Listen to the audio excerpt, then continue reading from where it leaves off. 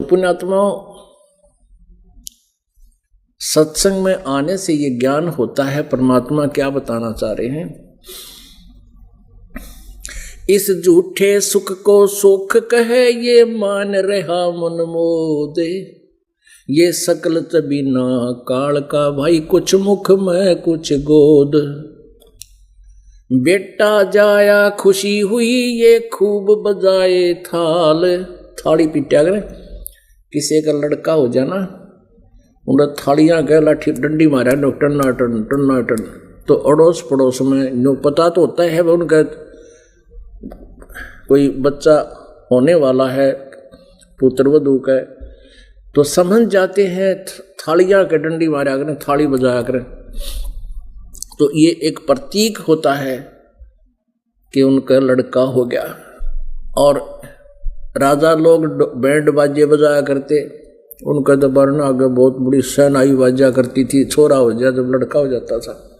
गरीब आदमी अपने थाली पीट के खुशी प्रकट किया करते हैं। अब परमात्मा कहते हैं बेटा जाया खुशी हुई और खूब बजाए थाल, ये तो आना जाना लगा हुआ जो कीड़ी का नाल है। लाख गिरा से नित उठ दूती, माया आद तकत की कूती। 1.25 लाख घड़िए नत भंडे, हंसा उत्पत्ति पर ले डंडे। परमात्मा कहते हैं ये काल और दुर्गा 1 लाख प्राणियों को यू काल डेली खावे है, या दुर्गा इसका सहयोग देती है, आदि माया कहते हैं इसको। और 1.25 लाख का उत्पत्ति डेली कर रहे हैं। परमात्मा याद दिला रहे हैं कि यहाँ आने वाले जन्म लेने वाले प्राणियों का और यहाँ से मृत होकर ऊपर जाने वालों का एक ही रास्ता है। 1 लाख डेली ऊपर जा रहे हैं काल के पास और 1.25 लाख वहां से जन्म लेने के लिए आ रहे हैं। परमात्मा कहते हैं ये थाल पीट के खुशी मना ली, बेटा जाया खुशी हुई खूब बजाए थाल, ये तो आना जाना लगा हुआ है जो कीड़ी का नाल। कीड़ नाल आपने देखा होगा, कीड़ी लाखों कीड़ी इधर भाग रही है, लाखों इधर भाग रही है, लोग को खखाट ठा रखे। ऐसे ही कहते हैं एक लड़का हुआ एक व्यक्ति का कई वर्ष पाछे 10-12 वर्ष शादी के, और उसके दादाजी ने, यानी जो लड़का हुआ उसके दादाजी ने आस पास के 10, 12, 15, 20 गांवों को इकट्ठा कर जश्न मनाया, पार्टी दी। और अगले वर्ष जन्मदिन से पहले उसकी मृत्यु होगी, उसी पुत्र की, लड़के की। ये टक्कर मार मार कर रो रहे हैं। परमात्मा कहते हैं बेटा जाया खुशी हुई तन खूब बजाए थाल, ये तो आना जाना लगा हुआ है जो कीड़ी का नाल। परमात्मा कबीर साहब जी कहते हैं कि क्या मांगू कुछ थिर ना रहा, ये देखत नैन चला जग जाई। 1 लाख पूत 1.25 लाख नाती, और उस रावण का दीवान बाती है। आप तो इस काल के लोक में जिसका पुत्र नहीं है जगह जगह भटकता है, मेरा एक बेटा हो जा, मेरा एक पुत्र हो जा, किसी तरह हो जा भाई, होकंड करो के। और परमात्मा कहे तू एक बेटे ते के कला तोड़ देगा। 1 लाख पूत 1.25 लाख नाती, 1 लाख बेटे थे उस रावण के, और 1.25 लाख उसके रिश्तेदार, एक से एक बढ़कर बहुत बढ़िया ताकतवर धनवान। क्या मांगू कुछ थिर ना रहाई। परमात्मा हमें याद दिलाते हैं कि तुम हमसे क्या मांगने आते हो। कुछ भी स्थायी वस्तु आप नहीं मांग रहे, आप तो खिलौने मांग रहे हो, और ये खिलौने कुछ दिन में टूट जाते हैं, फिर बच्चों की तरह टक्कर मारते हो, रोते हो। क्या मांगू कुछ थिर ना रहाई, ये देखत नैन चला जग जाई। आँखें आगे दुनिया जान लाग रही कि तब 20 मर गए, किसी 30 मर गए, किसी कारण से कि तब भूकंप थे। और परमात्मा कहते हैं 1 लाख पूत 1.25 लाख नाती, उस रावण के दीवान बाती। तो पुण्यात्माओं, इस काल के लोक में हम जिन वस्तुओं की डिमांड भगवान से करते हैं, ये कबीर भगवान वो तो आपको बिना मांगे दे देगा। आप केवल एक ही वस्तु मांगो, भक्ति दान गुरु दीजियो, देवन के देवा हो, और जन्म पाया बोलो नहीं, करहूं पद सेवा हो। दूसरी केवल इतनी मांगो, साईं इतना दीजियो, जिसमें कुटुंब समावे, हम भी भूखे ना रहें, अतिथि न भूखा जावे। इतना मांगो मालिक से कि हम भी भूखे ना रहें, अतिथि ना भूखा जावे। कबीर साहब ने यही एक रोल कराया था। प्रत्येक युग में परमात्मा एक ऐसा लीला में जीवन जीते हैं जो हमें एग्जाम्पल देकर जाते हैं, उदाहरण छोड़ जाते हैं कि यदि तुमने परमात्मा पाना है तो इस तरह रहना। अब जुल्हे का काम करके दिखाया मालिक ने। सबसे गरीब सतिथि, निर्धन सतिथि में रहे, लेकिन भक्ति के नियमों पर अटल रहे, रहकर दिखाया, हमारे लिए एग्जाम्पल दिए। और फिर जिस समय परमात्मा ये अपना कर्तव्य कर्म था, ये काम भी करते थे, कार्य भी करते थे जुल्हे का, और साथ में जिस उद्देश्य को वो लेकर आते हैं वो भी कर रहे थे। वो तत्वदर्शी संत की भूमिका भी कर रहे थे, और इन नकली संतों की पोल पाड़ा करते थे। ये नकली ऋषि महर्षि बताया करते थे कि ब्रह्मा विष्णु महेश अजरो अमर हैं। परमात्मा कहते थे नहीं, तुम झूठ बोल रहे हो, तुम बरगला रहे हो इन भोली आत्माओं को। ब्रह्मा विष्णु महेश नासवान है। अब पुण्य आत्माओं 600 वर्ष पहले ये बात कोई गली में किताब खड़ा होकर कह दे, चौराहे पे रुके मार के, तो पिटन के काम तो थे। क्योंकि इन नकली गुरुओं ने इतना भ्रमित कर दिया था कि कर रखा था कि ब्रह्मा विष्णु महेश अजरो अमर है, सर्वेश्वर है, महेश्वर है, मृत्युंजय कालजय, इनके कोई माता पिता नहीं, ये सर्वेश्वर है। और परमात्मा 600 वर्ष पहले कहा करते ये नासवान है, इनकी जन्म मृत्यु होती है, ये अजरो अमर नहीं है, ये केवल आपको किया हुआ वर्क डन ही दे सकते हैं। जैसा कर्म करोगे वैसा ही फल देंगे आपके भाग्य में। आपकी जीवन में प्रारब्ध में यदि कोई पाप है, उसके कारण दुख है, ये नहीं टाल सकते। केवल परमात्मा कहा करते हम आपके पाप का नाश कर सकते हैं, आपके सब विघ्नों को दूर कर सकते हैं, जैसा वेद बताते हैं। लेकिन उस समय 600 वर्ष पहले परमात्मा ने ढोल के डंके पर सच्चाई कही थी, इतना विरोध हो गया भगवान का, पूछो मत। और पुण्यात्मा वही रिहर्सल इस दास के साथ होगी थी। क्योंकि ये जो नकली गुरु ऋषि आचार्य होते हैं, महर्षि नकली झूठे, इन्होंने अपनी रोजी रोटी से ही मतलब होता है। इनका जनता से कोई लेन देन नहीं होता, ये मरो चाहे जियो, इनके उद्धार का इनका कोई उद्देश्य नहीं होता। और ये बोलते इतने मीठे हैं, इतने अच्छे लगते हैं जनता को, जैसे ये महर्षि पढ़े हैं, संत अच्छे हैं।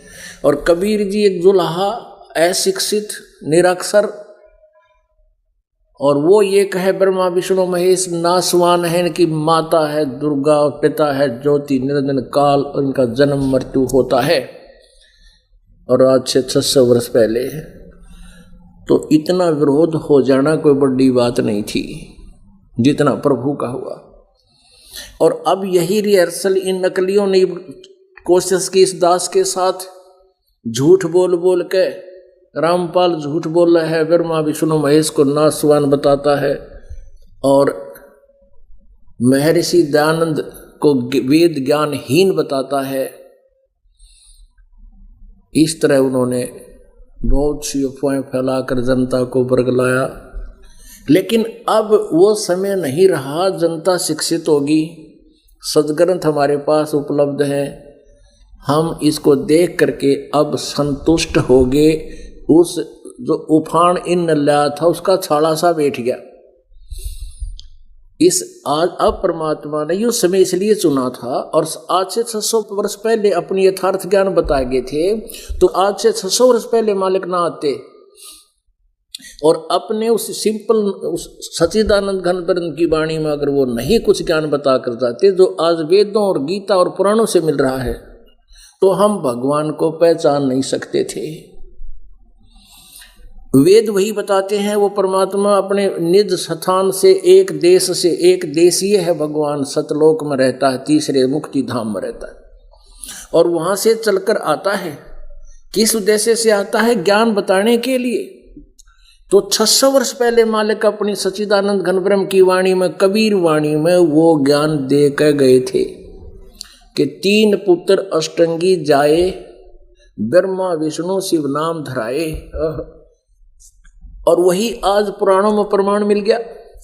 ये देखिएगा, देवी भागवत में दिखाते हैं आपको। ये गीता प्रेस गोरखपुर से प्रकाशित है।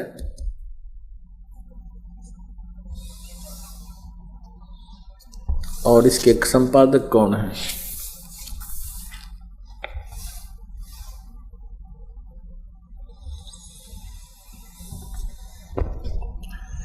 हनुमान प्रसाद पोदार, चिमन लाल गोस्वामी।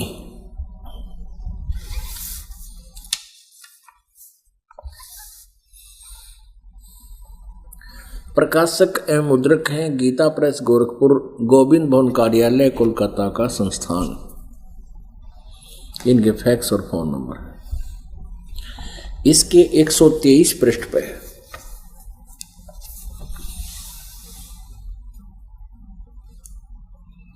एक 123 पृष्ठ पे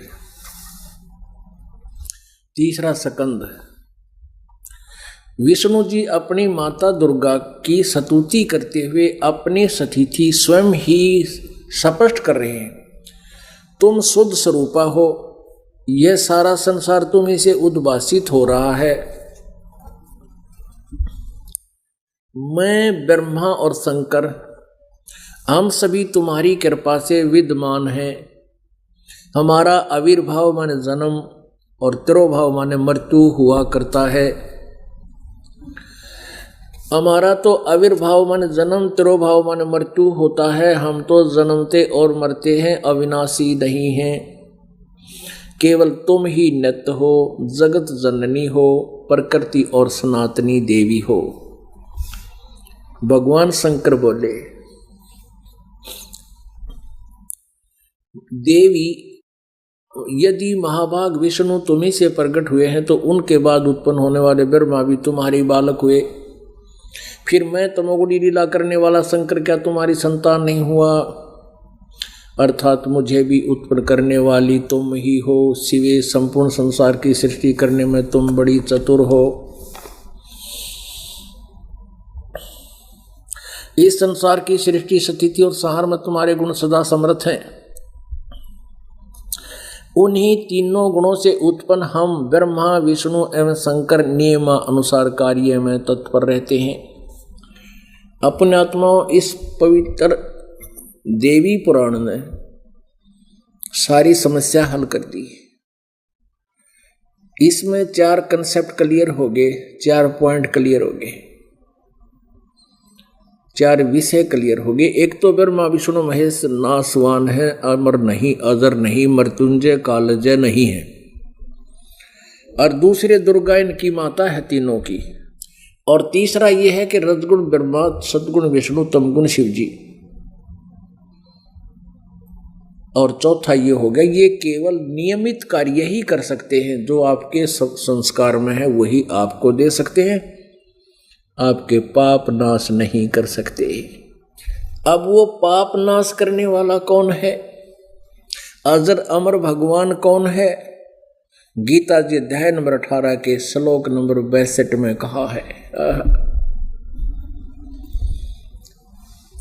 हे अर्जुन, गीता ज्ञानदाता कहता है, अर्जुन तू सर्वभाव से उस परमेश्वर की शरण में जा जिसकी कृपा से तू परम शांति और सनातन परम धाम को प्राप्त होगा।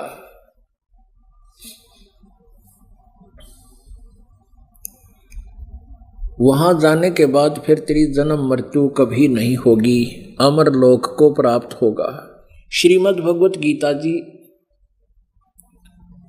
अध्याय नंबर 15 के श्लोक नंबर 1 से 4 और 16-17 में स्पष्ट किया हुआ है कि ऊपर को जड़ वाला और नीचे को तीनों गुण रूपी शाखा वाला। जड़ तो समझो सतपुरुष परम अक्षर ब्रह्म, और तीनों गुण रजगुण ब्रह्मा सतगुण विष्णु तम गुण शिव जी रूपी ये तीनों टहनी शाखा समझो। और उसमें बताया है कि जो संत इस उल्टे लटके हुए संसार रूपी वृक्ष की जड़ कौन है, तना कौन प्रभु है, और डार कौन है, और शाखा कौन है, पत्तों सहित बता दे। स वेदवित, वो वेद के तात्पर्य को जानने वाला तत्वदर्शी संत है। तत्वदर्शी संत के प्राप्ति के उपरांत तत्व ज्ञान रूपी शस्त्र के द्वारा इस अज्ञान रूपी शत्रु को काट कर खत्म करके 15वें अध्याय के चौथे श्लोक में कहा कि उसके पश्चात परमेश्वर के यानी उस परम अक्षर ब्रह्म के उस परम पद की खोज करनी चाहिए, जहां जाने के बाद ये प्राणी कभी लौटकर संसार में नहीं आते। और गीता ज्ञानदाता कहता है मैं भी, और जिसने सारे ब्रह्मांडों की रचना की है, जो कुल का सृजनहार है, और उसमें लिखा है कि गीता ज्ञानदाता कहते हैं मैं भी उसी की शरण में हूं। ऐसा निश्चय करके केवल उसी की भक्ति करनी चाहिए। गीता जी अध्याय नंबर 15 के श्लोक नंबर 16-17 में 3 प्रभु बताए हैं, 3 पुरुष बताए हैं, 3 ब्रह्म बताए हैं।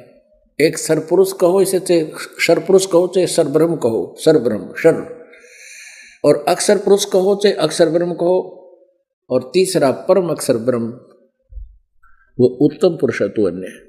तो इसमें ये बताया गया कि वो अविनाशी परमात्मा कौन है, जो पाप नाश करता है वो भगवान कौन है। इन ब्रह्मा विष्णु महेश की तो बहुत नीचे स्थिति रह जाती है। कबीर साहब कहते हैं 3 लोक का राज है ब्रह्मा विष्णु महेश, ऊंचा धाम कबीर का वाणी विरह विदेश।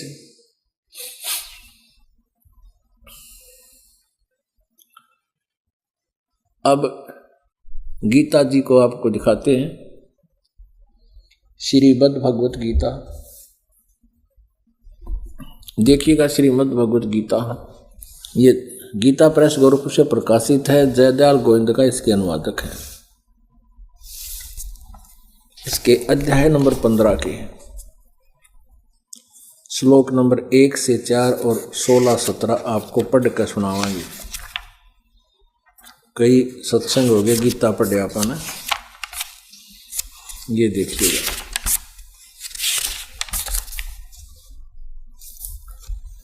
अध्याय यह है पंचदशों अध्याय, 15वां अध्याय। इसमें बताया है कि 15वें अध्याय का प्रथम मंत्र है ऊर्ध्व मूलम अधः शाखम प्राहु अव्यम छंदासी यस्य प्रणानि य तम वेद स वेदवित।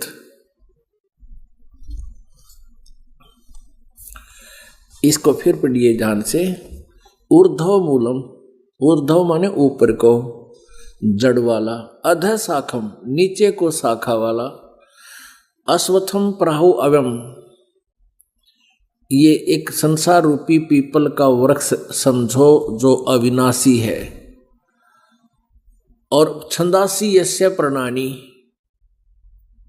छंद छंद अलग अलग छंद यानी भाग विभाग उसके पत्तों सहित, पत्ते आदि यह तम वेद जो उसको उस अंधकार अज्ञान अंधकार में छपे हुए उस परमात्मा संसार रूपी वृक्ष के परमात्मा के विषय में जानता है। स वेदवित, इस संसार रूपी वृक्ष के जिसको कोई नहीं जानता, वो अज्ञान अंधकार में छुपा हुआ है, उस ज्ञान को जो बता दे। स वेदवित, वेदवित माने वेद के तात्पर्य को जानने वाला अर्थात तत्वदर्शी संत है। तो तत्वदर्शी संत की पहचान बताई है इसमें। आदि पुरुष परमेश्वर मूल वाले, अधः शाखम यानी जड़ते उस परमात्मा संसार रूपी वृक्ष की, यानी ऊपर सतलोक में तीसरे धाम में, तीसरा धाम जो है वो तो जड़ है और नीचे शाखा है। ऊर्ध्व मूलम आदि पुरुष परमेश्वर रूप मूल वाले रूपी मूल वाले, और अधः शाखम इन्होंने ये गलत अनुवाद किया है। अधः माने ब्रह्मा रूप मुख्य शाखा लिख दिया इन्होंने, नहीं, ये देखिएगा अध्याय इस श्लोक नंबर 2 में अधः और अधः 2 बार है, इनका अनुवाद इन्होंने ही आगे किया है। यह देखिएगा इसका, अधः माने नीचे, अधः नीचे, और अधः माने नीचे। अब देख कितना सुथरा अनुवाद हो जाएगा, यहां देखिएगा। 15वें अध्याय का हम प्रथम मंत्र फिर पढ़ते हैं। ऊर्ध्व मूलम, ऊर्ध्व माने ऊपर को, ऊपर को लिखना था, ऊपर को आदि पुरुष परमेश्वर रूप मूल वाले। अधः शाखम नीचे को शाखा वाला, तीनों गुण रूपी शाखा वाला, ऐसा लिखना था। अश्वत्थम संसार रूपी पीपल के वृक्ष को अविनाशी प्राहु माने कहते हैं। छंदासी वेद जिसके पत्ते कहे गए हैं, ये छंद यहाँ वेद नहीं होते, यानी उसके अलग अलग छंद बंद, अलग अलग से विभाग, पत्ते आदि जो कहे गए हैं। अज्ञान रूप अंधकार में छुपे हुए उस संसार रूपी वृक्ष को जो पुरुष मूल सहित तत्व से जानता है, स वेदवित, वह, स माने वह, वेद के तात्पर्य को जानने वाला है। पुण्यात्मा, श्रीमद् भगवत गीता अध्याय नंबर 4 के श्लोक नंबर 34 में कहा है कि जो गीता अध्याय नंबर 4 के श्लोक नंबर 32 में सच्चिदानंद घन ब्रह्म की वाणी रूपी तत्व ज्ञान का जिक्र किया है कि उस सच्चिदानंद घन ब्रह्म की वाणी में, उस तत्व ज्ञान में बहुत विस्तार के साथ धार्मिक अनुष्ठान यज्ञों की जानकारी दी गई है। वो तत्व ज्ञान है। चौथे अध्याय के 34वें श्लोक में कहा कि उस तत्व ज्ञान को तो तत्वदर्शी संतों के पास जाकर समझ। और यहाँ बताइए वो तत्वदर्शी संत की पहचान, वो तत्वदर्शी संत होगा कैसा? तो वो भूमिका परमात्मा ने स्वयं ही की थी। आप पे आरती, आप पे साजे, आप पे किंगर, आप पे बाजे, आप पे ताल हाँ जनकारा, आप नचे अब देखण हारा, कह कबीर ऐसी आरती गाऊं, आप पा मध्य आप समाऊं। उस परमेश्वर ने, परम अक्षर ब्रह्म कबीर देव जी ने, काशी वाले जुल्हे ने 600 वर्ष पहले कहा था, अक्षर पुरुष एक पेड़ है, निरंजन वा की डार, और तीनों देवा शाखा है, ये पात रूप संसारे। विनात्मा परमात्मा ने कति गज गाड़ रखा है। 600 वर्ष पहले उस परमेश्वर ने ये ज्ञान बताया था अपने सिंपल लैंग्वेज में, सच्चिदानंद घन ब्रह्म की वाणी में, जो आज सभी सदग्रंथ प्रमाणित कर रहे हैं। अक्षर पुरुष एक पेड़ है, निरंजन वा की डार, और तीनों देवा शाखा हैं, ये पात रूप संसार है। ओह, देखिएगा परमात्मा द्वारा दिए गए ज्ञान को इस दास के द्वारा विस्तृत किया गया है। ये देखिएगा एक संसार रूपी उल्टा लटका हुआ एक पेड़ है। अब देखें, ऊर्ध्व मूलम अधः शाखम, ऊपर को जड़ वाला और नीचे को तीनों गुण रूपी शाखा वाला, ये उल्टा लटका हुआ संसार रूपी वृक्ष है।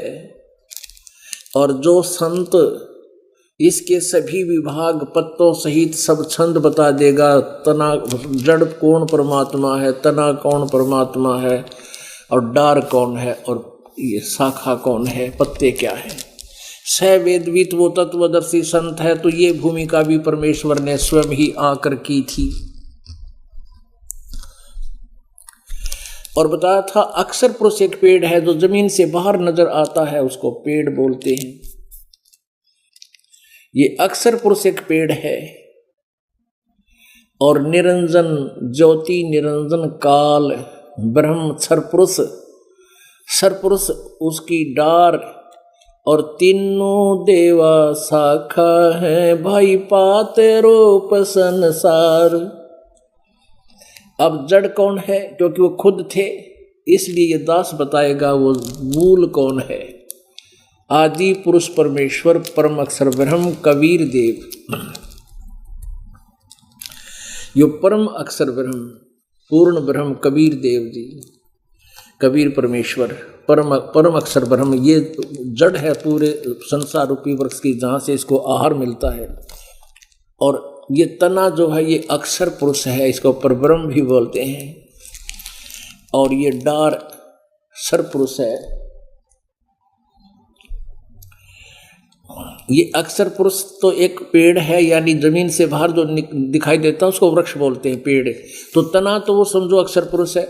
और निरंजन युग काल सरपुरुष, इसको ब्रह्म भी बोलते हैं, अक्षर ब्रह्म भी बोलते हैं, काल रूपी ब्रह्म भी बोलते हैं। ये तो इसकी शाखा है। और ये तीनों देवा, रजगुण ब्रह्मा, सतगुण विष्णु, तमगुण शिव जी, ये तीनों देवा शाखा हैं और पात रूप संसार। अपने आत्मा परमात्मा ने बताया कि अक्षर पुरुष एक पेड़, खुद ही बताया है अक्षर पुरुष एक पेड़ है, निरंजन वा की डार, और तीनों देवा शाखा हैं, ये पात रूप संसार। अब ये तीनों भगवान सरपुरुष, अक्षर पुरुष, और सरब्रह्म कहो चाहे अक्षर पुरुष कहो, और अक्षर ब्रह्म कहो चाहे अक्षर पुरुष कहो, परम अक्षर ब्रह्म कहो चाहे परम अक्षर पुरुष कहो, पुरुष माने परमात्मा। अब श्रीमद् भगवत गीता अध्याय नंबर 15 का श्लोक 16 और 17 इन तीनों कंसेप्टों को क्लियर करेगा। कंसेप्ट्स को देखिएगा। यही श्रीमद् भगवत गीता और ये 15वां अध्याय हम पढ़ रहे हैं। हम प्रथम मंत्र को अभी आपको स्पष्ट कर रहे हैं आपके समक्ष। ऊर्ध्व मूलम अधः शाकम अश्वत्थम प्राहु अवय।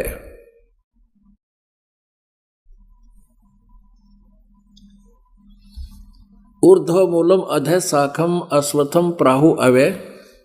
छंदासी यस्य प्रणानी ये तम वेद स वेदवित। ये हमने क्लियर कर लिया कि ऊपर को आदि पुरुष परमेश्वर रूपी मूल, यानी ऊपर को तो जड़ है उस संसार रूपी वृक्ष की, वो पूर्ण परमात्मा तो जड़ समझो, मूल समझो। और अधः शाखम, नीचे को शाखा वाला, ये संसार रूपी पीपल के वृक्ष को अविनाशी कहते हैं, वेद जिसके पत्ते कहे गए हैं। और उस संसार रूप वृक्ष को जो पुरुष मूल सही तत्व से जानता है वह वेद के तात्पर्य को जानने वाला है। अब दूसरे में कितना कमाल कर दिया है। अधः च ऊर्ध्वम परसर्ता तस्य शाखा गुण प्रवर्धा विषय परवाला। अधः च मूलानि अनुसंततानि कर्मानुबंधिनी मुनिश्लोके। उस संसार वृक्ष की तीनों गुण रूप, तीनों गुण रूप जल से बड़ी हुई शाखा हैं। जल से बड़ी ये तीनों गुण रूपी शाखाएं हैं। बस इतना ही काफी है। तो इन्होंने अपनी सोच चढ़ा रखी है, देवता फलाना। विषय विकारों वाली शाखा है, तीनों गुण रूपी शाखा हैं। नीचे और ऊपर, सर्वत्र नहीं। ऊपर स्वर्गलोक में, पृथ्वी लोक पर ज्ञान बोला जा रहा है, नीचे पाताल लोक में, इन तीनों लोकों में फैली हुई है। और मनुष्य लोक में कर्मों के बंधन में बांधने की ये मुख्य कारण है, जड़े हैं, मूल हैं। तीनों गुण, रजगुण ब्रह्मा, सतगुण विष्णु, तमगुण शिव जी, हमें यहाँ कर्मा के अनुसार बांधे रखने की भी ये मुख्य कारण है। मूलानी, यहाँ वृक्ष की जड़ नहीं, ये मुख्य वासना रूपी जड़ है, ये मूल है, ये हमें बांधने की मुख्य कारण है, रोके रखने के। और नीचे और ऊपर सभी लोकों में नहीं, केवल नीचे और ऊपर, नीचे पाताल लोक में, ऊपर स्वर्ग लोक में इनकी सत्ता है। अब यहाँ एक प्रसंग क्लियर करना पड़ेगा एक के रजगुण ब्रह्मा है, सतगुण विष्णु, तमगुण शिव जी। अब ये कंसेप्ट क्लियर करना जरूरी हो गया, ये प्रमाण दिखाना आवश्यक हो गया, लालटेन दिखानी पड़ेगी, नहीं तो यह समझना होगा कि रजगुण ब्रह्मा, सतगुण विष्णु, तमगुण शिव जी है। और गीता जी में इन्हीं का संकेत है। ये देखिएगा, श्रीमद् देवी भागवत हिंदी टीका सहित भाग 1। और ये कहाँ से प्रकाशित है? अथ देवी भागवतम सभाष्टिकम सहमातम, खेमराज श्री कृष्ण दास प्रकाशन, बंबई।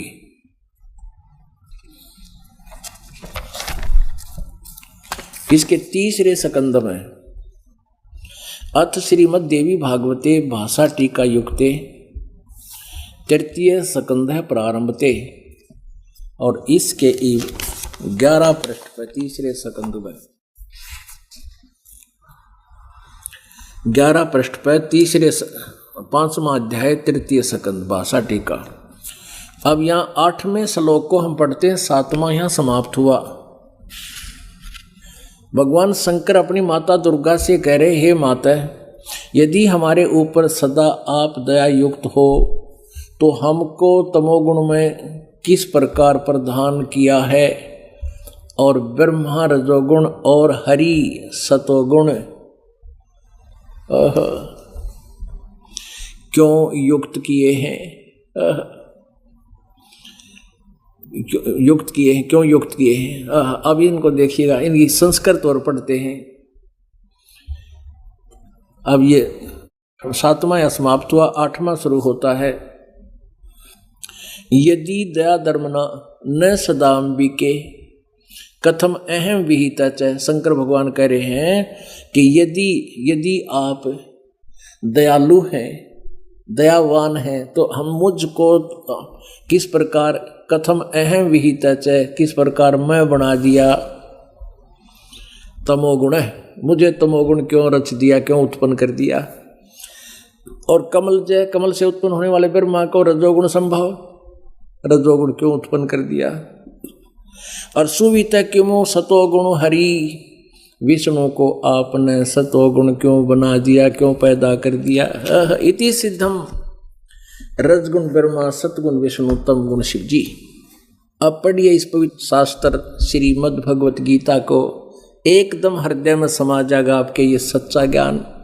अब देखिएगा वही श्रीमद् भगवत गीता अध्याय नंबर 15 का श्लोक नंबर हम दूसरा पढ़ेंगे। 15वें अध्याय का ये दूसरा, ये तो आएगा जो उसको जानता है वो तत्वदर्शी संत है। दूसरे में कहा है कि उस संसार वृक्ष की तीनों गुण रूप, रजगुण ब्रह्मा सतगुण विष्णु तम गुण शिव जी, ये जल से बड़ी नहीं हुई, ये गुणों से गुण रूपी विषय पर वाला शाखा, ये भी साथ पढ़ लो, विषय पर वाला शाखा, ये विषय वास भोगों की शाखाएं हैं। बस इतना ही काफ़ी है, ये इन्होंने तो और कुछ बना दिया। ये ऊपर और नीचे फैली हुई हैं। मनुष्य लोक में कर्मों के अनुसार बंधन में बांधने वाली भी ये मुख्य कारण है, मूलानी मूल हैं, जड़ हैं, मुख्य कारण है, और ऊपर नीचे व्याप्त हैं। अब तीसरे में कहा है इस संसार वृक्ष का स्वरूप जैसा कहा है तथा वैसा यहाँ विचार काल में नहीं पाया जाता, क्योंकि न तो इसका आदि है और न इसका अंत है, और न ही इसी अच्छी प्रकार स्थिति ही है। इसलिए इस सुविरुद्ध मूलम, यानी जड़ जो है, मूल जो है ऊपर, वो सतलोक तो अविनाशी है, परमात्मा जो जहाँ रहता है वो जड़ तो उसके अविनाशी भगवान है।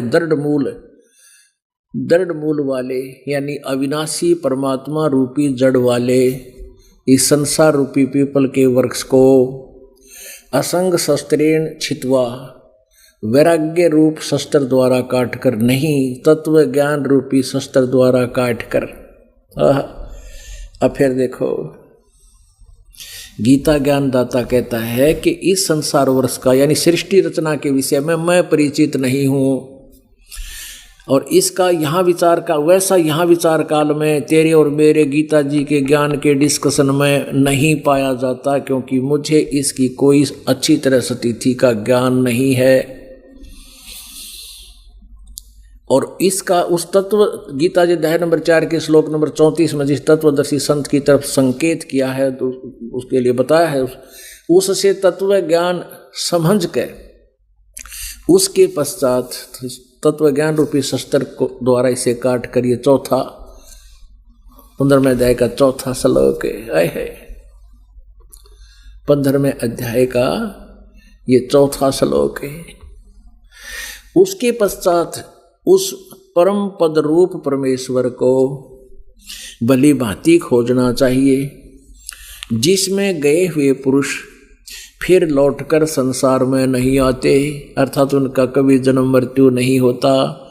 और जिस परमेश्वर से, यानी गीता ज्ञान दाता से कोई और है ये परमेश्वर, जिसके विषय में गीता ज्ञान दाता कह रहा है ठोक के, जिस परमेश्वर ने संसार रूपी पुरातन माने इस आदि संसार रूपी वृक्ष की पुराने पहले वाले इस सारे संसार रूपी वृक्ष की परवर्ती विस्तार को प्राप्त हुआ, यानी जिसने सब ब्रह्मांडों को रचा है, उसी आदि पुरुष नारायण के मैं शरण हूं।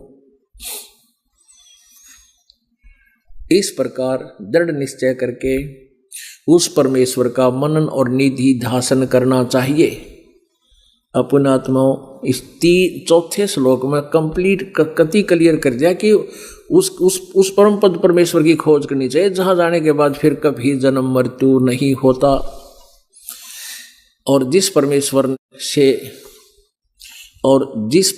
से इस पुरातन संसार रूपी वृक्ष की प्रवृत्ति विस्तार को प्राप्त हुई, अर्थात जिसने इसकी रचना की है, और उसी की मैं शरण हूं, मैं भी उसी की शरण में हूं। इस प्रकार दृढ़ निश्चय करके उसी की पूजा करनी चाहिए। अपने आत्माओं, ये वो अनमोल सदग्रंथ हैं जिनको हम नित्य प्रतिदिन पढ़ते भी थे, अध्याय भी उनके घोट रखे थे, लेकिन हम समझ नहीं पाए, क्योंकि गुरु बिन वेद पढ़े जो प्राणी समझे न सार रहे अज्ञानी, और गुरु बिन काहू न पाया ज्ञान जो थोथा बूछड़े किसाना। हम थोथा बूछड़ा करते, ये ब्रह्मा विष्णु महेश और मैं ऋषि ये सारे थोथा बूछड़ा करते, इनको भी वेदों का ज्ञान नहीं था। पुण्यात्माओं, एक शब्द जो बोला जाता है ये इतना कड़वा सत्य है, यदि इसका कंसेप्ट क्लियर ना हो कि ब्रह्मा विष्णु महेश को भी वेद ज्ञान नहीं था, तो ये बात समाज के गले उतरे नहीं। और जब प्रमाण दिखा दिए जाते हैं, बुद्धिमान समाज तुरंत स्वीकार करके आज यहाँ अपना कल्याण करवाने आ रहा है। अपनात्माओं, दास को जो मेहनत करनी पड़ रही है, इसका फल मालिक अवश्य देगा। इस दास का उद्देश्य यही है कि पूरा विश्व तत्व ज्ञान से परिचित हो, अपने भगवान को पहचाने, अपने पिता मूल मालिक को पहचान ले, फिर इसको कोई दुख नहीं रहेगा संसार में यदि ये नियमों में रहेगा। तो परमात्मा कहते हैं, जब तक हंसा हमरी आना और काल लगे नहीं तेरा बाना। अब जैसे कहते हैं पत्थर, पारस पत्थर और लोहा एक ही स्थान पर रखे नजर आते हैं और वो टच नहीं होते आपस में, चाहे एक बाल जितना भी डिस्टेंस बीच में रह जाए, और दूर से ऐसा लगा जैसे बिल्कुल मिले हुए हैं। तो लोहा सोना नहीं बन सकता उस पारस पत्थर से जब तक उसके बिल्कुल टच नहीं हो जाएगा। अब साथ रखा हुआ, बिल्कुल निकट रखा हुआ, बाल से भी कम डिस्टेंस भी अगर बीच में है तो भी नहीं होगा। तो ऐसे ही है, जो भक्त भी दिखाई देते हैं, भक्ति भी कर रहे हैं, नु दिखा बड़े अग्रसर भक्त हैं, और उनको परमात्मा उनमें परिवर्तन नहीं ला सकता जब तक वो हृदय से परमात्मा लोग दिखावा नहीं चाहता, अंदर से प्यार लगाव मालिक में चाहता है, तब उसका परिवर्तन होता है, उसकी रक्षा भी होती है। परमेश्वर कहते हैं, जब लग हंसा हमारी आना, हमारी मर्यादा में रहेगा तो तब लगे नहीं काल तेरा बाण, तीर नहीं लगे तो नहीं कुछ उस पर अटैक कर सकता। जैसे सीता को बता दिया था कि इस रेखा से बाहर ना जाना, तो रावण की हिम्मत नहीं थी उसमें प्रवेश कर जा, वो स्वयं उस रेखा उल्लंघ गई, मर्यादा भंग कर गई, तो उसका दुर्गति हुई। तो ऐसे जब तक हम परमेश्वर की बताए मर्यादा पर चलेंगे तो कोई दिक्कत नहीं, आपको सदा के लिए सुखी कर देगा। अब प्रसंग चल रहा है कि परमात्मा क्या बताना चाहते हैं कि उस पूर्ण परमात्मा वहां जाने के बाद फिर कभी लौटकर संसार में नहीं आते। उस परम अक्षर ब्रह्म की साधना करने से गीता जी अध्याय नंबर 18 के श्लोक नंबर 62 में बताया कि अर्जुन तो सर्वभाव से उस परमेश्वर की शरण में जा जिसकी कृपा से तू परम शांति और सनातन परम धाम को प्राप्त होगा, तेरी फिर मृत्यु नहीं होगी। अपने विषय में गीता जी अध्याय नंबर 4 के श्लोक नंबर 5 में, अध्याय नंबर 2 के श्लोक नंबर 12 में, अध्याय नंबर 4 के श्लोक नंबर 5 और 9 में स्पष्ट कहा है, और गीता जी अध्याय नंबर 10 के श्लोक नंबर 2 में स्पष्ट बताया है कि मेरा जन्म होता है, मेरी मृत्यु होती है, मैं अविनाशी नहीं हूं। कौन? गीता ज्ञानदाता कह रहा है। ये देखिएगा, ये वही श्रीमद् भगवत गीता और अध्याय नंबर 4, ये वही श्रीमद् भगवत गीता और अध्याय नंबर 4 का और श्लोक नंबर 5 आपको दिखाते हैं, और 9 अध्याय नंबर 4 और श्लोक नंबर ये 5 है। इसका अनुवाद यहाँ पर है। हे परंतम अर्जुन, मेरे और तेरे बहुत से जन्म हो चुके हैं, उन सबको तू नहीं जानता, मैं जानता हूं। अध्याय नंबर 4 का ही श्लोक नंबर 9, हे अर्जुन, मेरे जन्म और कर्म दिव्य अर्थात निर्मल और अलौकिक हैं। मेरे जन्म तो है, यानी मेरा जन्म और कर्म है, लेकिन वो दिव्य है, अलौकिक है। अच्छा, अब अध्याय नंबर 2 का और श्लोक नंबर 12 कितना क्लियर दे रखे है। अध्याय नंबर 2 का और श्लोक नंबर 12, न तो ऐसा ही है, न तो ऐसा ही है कि किसी काल में, ऐसा ही है कि मैं किसी काल में नहीं था, यानी मेरा पहले जन्म नहीं था, अथवा तू नहीं था, अथवा ये राजा लोग नहीं थे, और न ऐसा ही है कि इससे आगे हम सब नहीं रहेंगे। और यहाँ 17वें श्लोक में दूसरे अध्याय में स्पष्ट कर दिया, गीता ज्ञानदाता अपने से अन्य को बताता है, वो है अविनाशी, नाश रहित तो उसको जान, यानी तू और मैं तो नाशवान हैं, नाश रहित तो उसको जान जिससे यह संपूर्ण जगत दृश्य वर्ग व्याप्त है, यानी जिसने सारे ब्रह्मांडों की रचना की है, संसार रूपी वृक्ष की प्रवृत्ति जिससे विस्तार से को प्रभाव प्राप्त हुई है, और इस अविनाशी का विनाश करने में कोई भी समर्थ नहीं है। अध्याय नंबर 10 का श्लोक नंबर 2, कितना क्लियर कंसेप्ट कर रही है पवित्र श्रीमद् भगवत गीता जी। ये देखिएगा, अध्याय नंबर 10 का और श्लोक नंबर 2, मेरी उत्पत्ति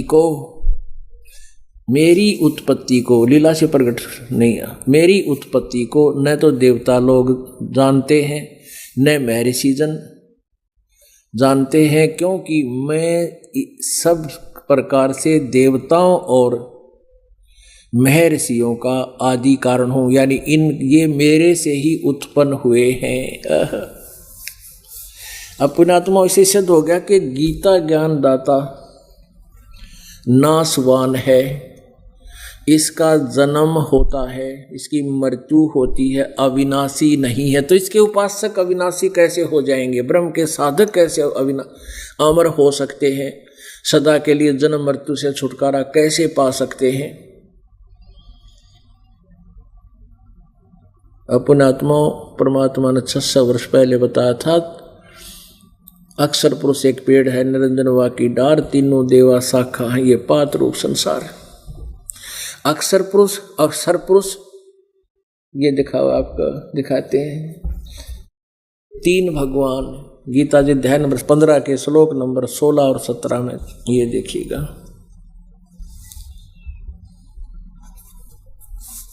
अब 15 में के 16 और 17 में ये देखो, यहाँ पर अध्याय नंबर 15 का श्लोक नंबर 16 यहाँ पर है,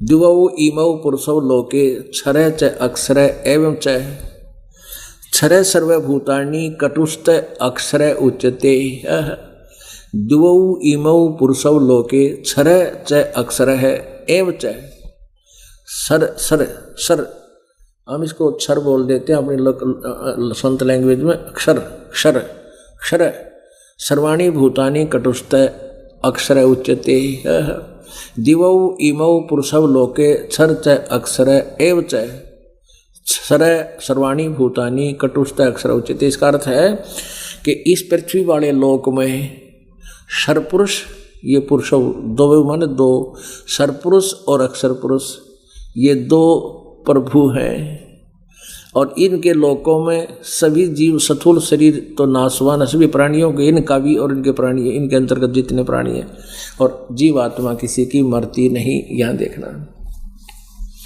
इस संसार, इन्हीं का अनुवाद, इस संसार में नाशवान और अविनाशी भी ये दो प्रकार के पुरुष माने प्रभु हैं। ये है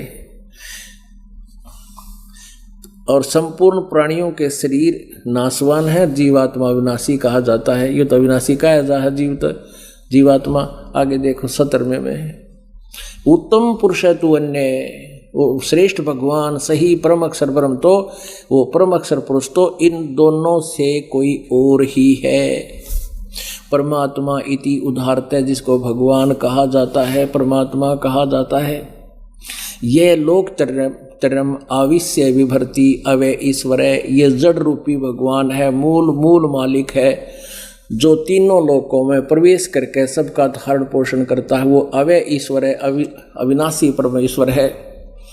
उत्तम पुरुष तो अन्य ही है, जो तीनों लोकों में प्रवेश करके सबका धारण पोषण करता है, अविनाशी परमेश्वर परमात्मा कहा जाता है। पुण्यात्माओं, वो परमात्मा है कौन, उसका नाम क्या है, अब इसको वेद स्पष्ट करेंगे। ये यजुर्वेद देखो, कबीर अंगारी असी बम्भारी असी रितधामा सवर ज्योति असी। ये महर्षि दानव सरस्वती द्वारा इसका अनुवाद किया गया है, और प्रकाशक है सार्वदेशिक आर्य प्रतिनिधि सभा 2/5 महर्षि दान भवन, रामलीला मैदान, नई दिल्ली। आर्य भाष्य संपूर्ण 40 अध्याय महर्षि दानव सरस्वती कृत, ये अनुवाद किया है इन्होंने महर्षि दानंद ने। और मुद्रक है Prince offset printers 1510 Pataudi house Daryaganj नई दिल्ली से। इसके 5वें अध्याय का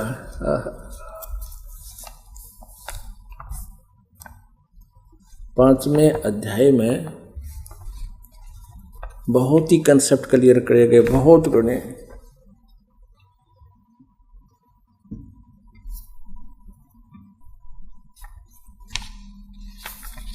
ये देखिएगा 5वां अध्याय,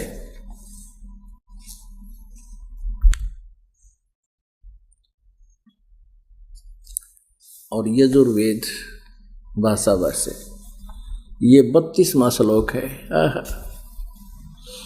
इसमें स्पष्ट लिखा है उसी गसी, उसी गसी कबीर अंगारी असी, अग माने पाप, अरि माने शत्रु, कबीर माने कबीर।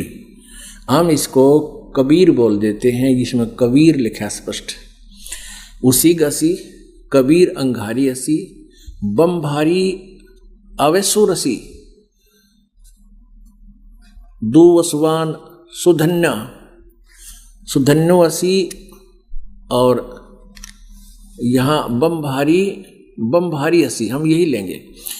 और यहाँ लिखा है सम्राट असी हवे सुदनम रित धामासी सवर ज्योति, स्वयं प्रकाशित सवर ज्योति यानी स्वयं प्रकाशित।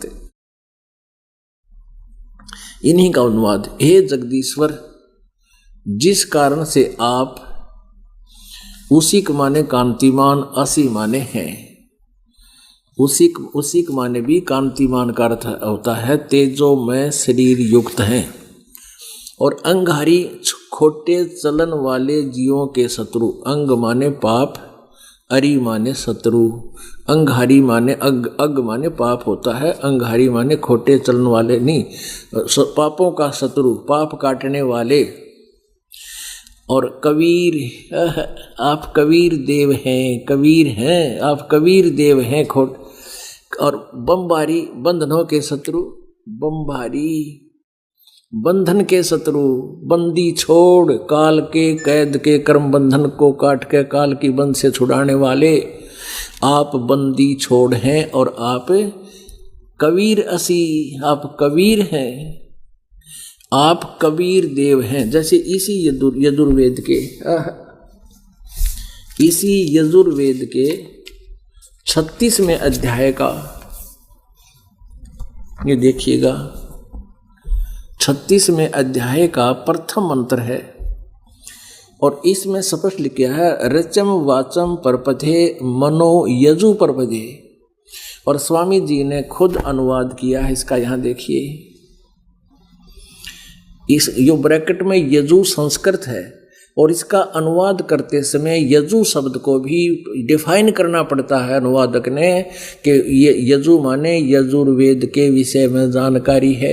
यदि इसको यजु का अर्थ कर दे यहाँ पर कोई यज्ञ स्तुतियाँ, तो यजुर्वेद का को कैसे पहचानेंगे, कैसे पाएंगे, उसकी जानकारी कैसे प्राप्त होगी। तो इसी प्रकार जहाँ कवि लिखा है वहाँ कबीर देव, प्रसंगवश वहाँ कबीर देव लिखना पड़ेगा। नहीं, कवि का अर्थ सर्वज्ञ मेधावी नहीं होता, काव्यकार तो हो सकता है, वो मान लेंगे।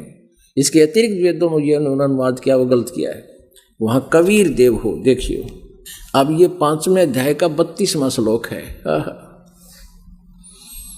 कबीर यहाँ सफेद लिखा, हम कबीर कहते हैं इसको, कबीर। अब ये कबीर अंगारियसी, अंग अग माने पाप, अग माने अंग माने पाप, अरि माने शत्रु, पापों के शत्रु आप। और बम भारी बंधन के शत्रु, बंदी छोड़ काल के बंधन को काटने वाले आप कबीर देव हैं, कबीर देव हैं। असी माने हैं और कबीर माने कबीर देव। कान प्रजन नहीं करना चाहिए इसका, कवि का अर्थ या तो काव्यकार हो या फिर कबीर देव ही है, कबीर देव हैं। और आप ये देखना इन्हीं के द्वारा, क्योंकि दास के किए हुए को तो अडंगा डाल देंगे, रामपाल ने संस्कृत ना थी, इन संस्कृत वाले थे हम ढूंढ लेंगे भगवान को। यथार्थ सृत धामा, सत धाम युक्त हैं ये भगवान। रत धामा, रत माने सत्य और धाम माने लोक, हम सतलोक कहते हैं उसको, सत धाम युक्त हैं आप सतलोक में रहते हो, सतलोक वाले हो। और सवर ज्योति स्वयं प्रकाशित हो, स्वयं सवर ज्योति, इसने देख के लिख दिया अंतरिक्ष को प्रकाश करने वाले। सवर ज्योति बालक ने पूछ ले, स्वयं प्रकाशित, स्वयं भू, स्वयं प्रगट, जो किसी से जिसका जन्म ना हो लेकिन वो प्रगट है, साकार हो। अब पुण्यात्माओं और प्रमाणित करते हैं। अब एक तो ये नाम हो गया कबीर, वो कबीर देव है जो पाप काटता है, वो कबीर देव है जो अविनाशी है और सतलोक से चलकर आता है और जो ज्ञान बताता है। जैसा कि आप, क्योंकि पुण्यात्माओं ये एक ऐसा, ये एक सिलेबस है, ये समझो ये एक पूरा कोर्स है रोग काटने का। ये सारी टैबलेट्स दवाई जैसे ना चाहते हुए जिसको पता लग जाता है तो भयंकर बीमार है, तो दवाइयों में कोई टेस्ट नहीं होता और वो समय पर खानी पड़ती है, उसको अरुचि नहीं होती, वो जब फांकी मार जाता है और अवश्य मारता है, आनाकानी नहीं करता कि उसको जान दिखाई देती है, जीवन दिखाई देता है अपना। तो पुण्यात्माओं ऐसे ही अब आपको क्या बताया जा रहा है कि वो पाप काटने वाला परमात्मा कौन है, ये देखिएगा। ऋग्वेद मंडल नंबर 9 सूक्त नंबर आपको दिखाते हैं। ये है प्रकाशक हैं सार्वदेशिकार्य प्रतिनिधि सभा, महर्षि दानंद भवन, रामलीला मैदान, नई दिल्ली।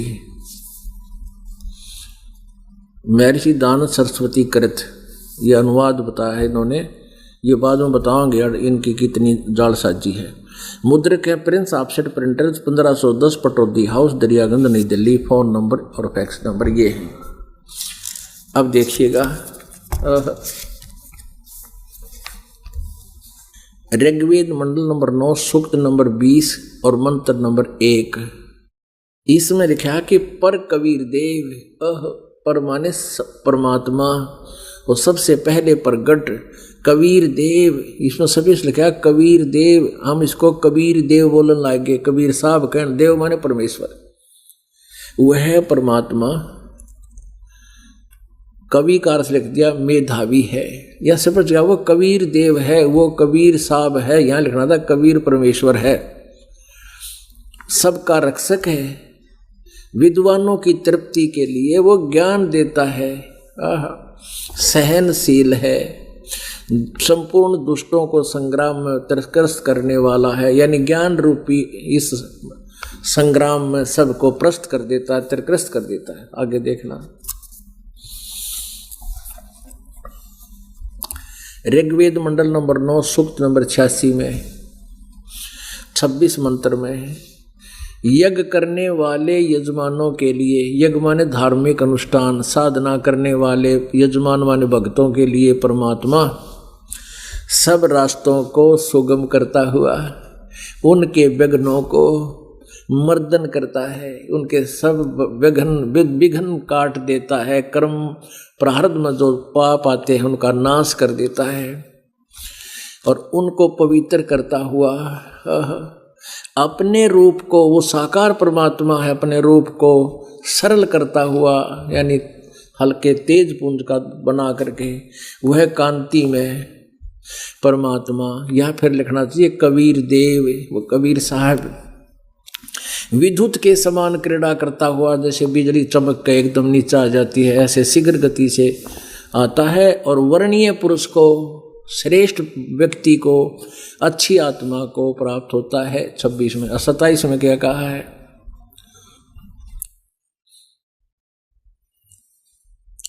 जो परमात्मा धूलोक के तीसरे पृष्ठ पर विराजमान है, वो एक स्थान पर रहता है वो परमात्मा, और वो क्या करता है देखिए। अब 9वें अध्याय के 82वें श्लोक में स्पष्ट कर दिया, वो साकार है।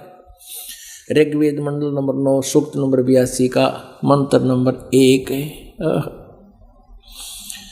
जो सर्व उत्पादक प्रभु, यानी सबकी सृष्टि, सबकी उत्पत्ति करने वाला, संसार रूपी वृक्ष के प्रवृत्ति जिससे विस्तार को प्राप्त हुई है, यानी जिसने सबको संसार को रचा है, प्रकाश रूप यानी तेजो में रूप वाला, सद्गुणों की वृष्टि करने वाला, पापों के हरण करने वाला, वह राजेव, राजा के समान दर्शनीय है। यही लिख रहे हैं आर्य समाज के विद्वान ही, आचार्य ही इसको साकार सिद्ध कर रहे हैं, समान दर्शनीय है, और वह पृथ्वी आदि लोक लोकांतरों के चारों ओर शब्दमान हो रहा है।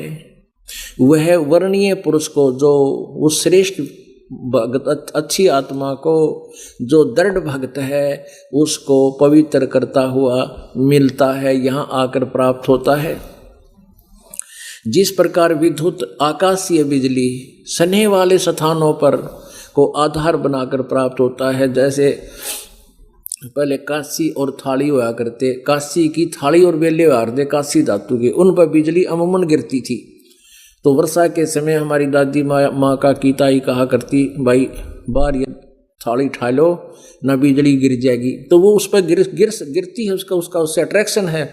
ऐसे ही परमात्मा अच्छी आत्माओं को ही मिलता है, वर्णीय पुरुषों को, जो दृढ़ भक्त हैं, उनको पवित्र करता हुआ प्राप्त होता है। बिजली की तरह, जैसे बिजली अपना आधार बनाकर आती है। दूसरे में देखो, हे परमात्मन, उपदेश करने की इच्छा से आप, यानी सच्चा ज्ञान देने की इच्छा से आप महापुरुषों को प्राप्त होते हो, और आप अत्यंत गतिशील पदार्थ के समान, यानी बहुत तीव्रगामी होकर हमारे आध्यात्मिक यज्ञ को प्राप्त होते हो, हमारे पापों को आप कबीर देव हैं। अब बंदी छोड़े रह कर आप कबीर देव हैं। शुद्ध स्वरूप है आपका, सुंदर रूप है, पवित्र रूप है। हमारे पापों को दूर करके हे अमर परमात्मा आप हमको सुख दें।